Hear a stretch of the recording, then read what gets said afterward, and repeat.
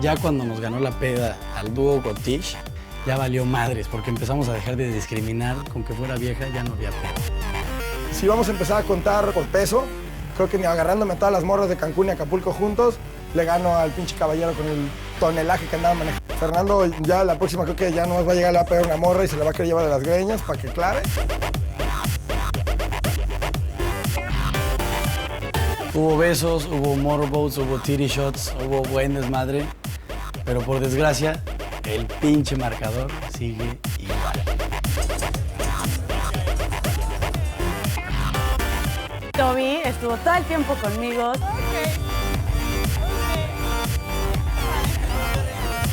A duras penas habla español, la flaca, pobrecita, parece que me la bajaron del cerro a tamborazos. Y pues este cabrón no hablaba una gota de español. And go here. Or do I go home? No habla una pinche gota de inglés. O sea, ligarte a alguien sin hablar está cabrón.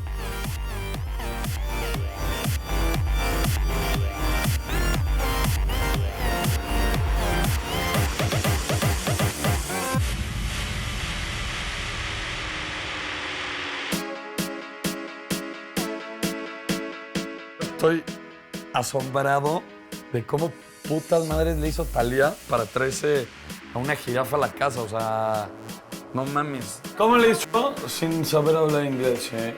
A señas, es lo de menos, güey. O sea, le habló con señas, con fuego. O sea, como la madre de las noticias que se fueron a viaje empieza así de verdad. Pero al fin encontré a alguien que me guste, soy soltera, pues entonces, ¿por qué no estrenar el despacho?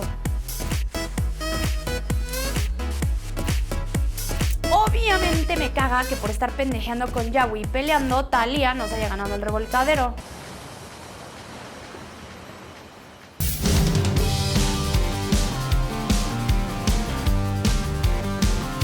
Amanecimos más crudos que un sashimi.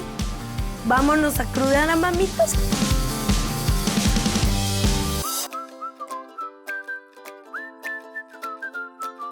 Unas chelas, un cevichito, cama. Vamos a crudear.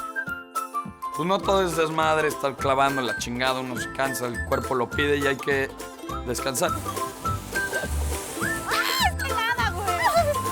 Fue como ir con los amigos a descansar, a curarnos la cruda, a comer rico.